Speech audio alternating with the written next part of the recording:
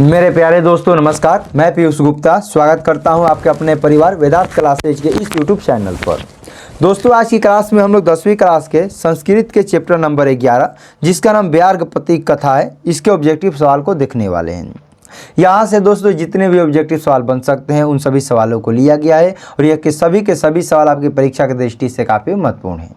तो चलिए दोस्तों आज की क्लास को स्टार्ट करते हैं। यदि आप लोग हमारे चैनल पर नए हैं तो चैनल को सब्सक्राइब कर दीजिए, इस वीडियो को लाइक कर दीजिए। यदि आपका कोई भी दोस्त मित्र 10वीं की कंप्लीट तैयारी करना चाहते हैं तो इस वीडियो को शेयर करके सब्सक्राइब जरूर करवाइए। और देखिए दोस्त, पहला सवाल आपके स्क्रीन पर दिया गया है। आप लोग हमारे साथ वीडियो में तक बने रहिएगा और सभी सवाल को ध्यानपूर्वक देखिएगा कि कैसे कैसे सवाल आपसे परीक्षा में पूछे जा रहे हैं। तो देखिए पहला ही सवाल है कि व्यार्ग प्रतीक कथा में अविश्वासी पात्र किसे कहा गया है। यदि आप इस चैप्टर को बढ़िया से पढ़ चुके हैं तो इसमें एक अविश्वासी पात्र है, उसे किसको कहा गया है? तो जो बाघ होता है वो अविश्वासी पात्र उसी को कहा गया है। ऑप्शन नंबर सी हो जाएगा। अगला सवाल है कि रोगियों के लिए पथ्य क्या है। रोगियों के लिए कोई भी व्यक्ति बीमार पड़ जाता है उसके लिए ज़रूरी चीज़ क्या है? भोजन, हवा, पानी की दवा। तो एक रोगी के लिए सबसे ज़रूरी जो चीज़ है उसका नाम है दवा। रोगियों के लिए पथ्य दवा है। अगला सवाल है कि दाराह पद का अर्थ क्या होता है। तो दाराह किसको कहा गया है? यदि बाली की पत्नी की बात करें तो बाली की पत्नी का नाम है दारा।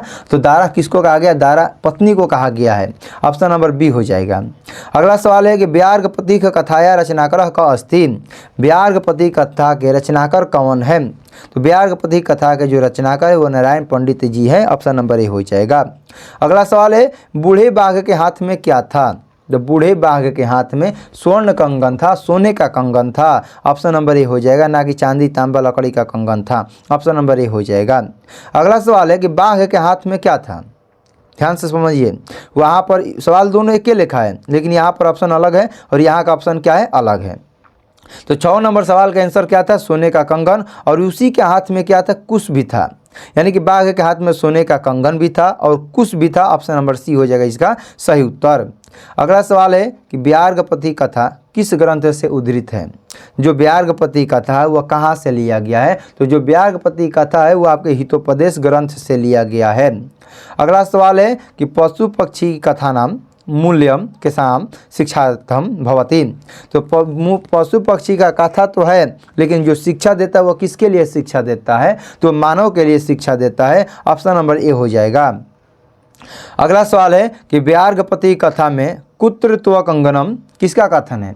कहाँ है तुम्हारा कंगन? यह किसने कहा था? तो व्यार्ग प्रतीक कथा में कहाँ है तुम्हारा कंगन, यह जो शब्द है, यह जो भाषा है, उसने किसने बोला है? पथिक ने बोला है। ऑप्शन नंबर बी हो जाएगा। अगला सवाल है कि दुराचारी कौ आसित। दुराचारी कौन है? बाघ की पथिक की दुर्जन की दानव। जो बाघ है, व्यार्ग है, वही क्या है? दुराचारी है। अगला सवाल है कि इदम स्वर्ण कंगनम गृहायत। इधर आकर स्वर्ण कंगन को ग्रहण करो, यह किसने कहा?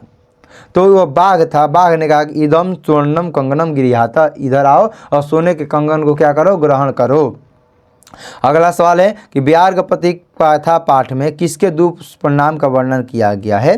तो व्यार्ग प्रतीक कथा के जो पाठ है उसमें लोभ के दुष्परिणाम का वर्णन किया गया है। अगला सवाल है कि लोभ के दुष्परिणाम का वर्णन किस पाठ में किया गया है। तो लोभ के दुष्परिणाम का वर्णन व्यार्ग प्रतीक कथा पाठ में किया गया है। अगला सवाल है कि हितोपदेश कैसा ग्रंथ है? धार्मिक, बाल कथा, वैज्ञानिक कथा या व्यंग कथा। तो जो एक हितोपदेश ग्रंथ है वह एक बाल कथा है, बाल कथा ग्रंथ है। अगला सवाल है कि हितोपदेश के रचनाकार कौन है। हितोपदेश के रचनाकार कौन है? तो हितोपदेश के रचनाकार कौन है? नारायण पंडित जी है। ऑप्शन नंबर बी हो जाएगा। अगला सवाल है कि किसके बिना ज्ञान भार है। तो क्रिया के बिना ज्ञान भार के समान होती है। अगला सवाल है कि व्यार्ग प्रतीक कथा हितोपदेश के किस भाग में संकलित है। तो व्यार्ग प्रतीक कथा हितोपदेश के मित्र लाभ खंड में संकलित है। अगला सवाल है कि कथनम मरात्मके त्वयं विश्वासम। मैं एक घातक के बात को कैसे विश्वास कर सकता हूँ, कैसे भरोसा कर सकता हूँ, यह किसकी उक्ति है? कथम मारात्मक के त्वयि विश्वास। मैं एक घातक के बात में कैसे विश्वास कर सकता हूँ, कैसे भरोसा करता हूँ, यह कथन किसका है? तो पथिक का कथन है। अगला सवाल है पथिक स्नान करने कहाँ चला गया। तो जो पथिक है वो स्नान करने के लिए तालाब में चला गया। अगला सवाल है कि दान किसको देना चाहिए। जो धनी है उसको, कि जो बूढ़ा है उसको, जो लाचार है उसको, जो गरीब है उसको। तो जो दरिद्र है उसी को दान देना चाहिए, ऑप्शन नंबर बी हो जाएगा। अगला सवाल है कि व्यार्ग पथिक पाठ में किसके लिए कौनते शब्द का युद्ध हुआ है?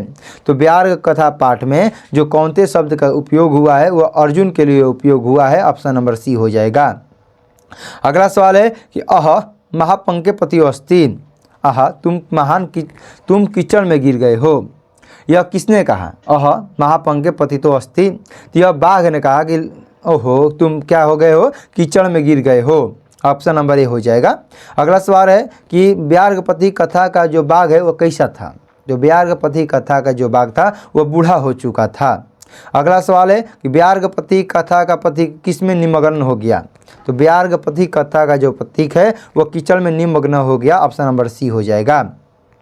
अगला सवाल है कि हितोपदेश में कहानियाँ किससे संबंधित है?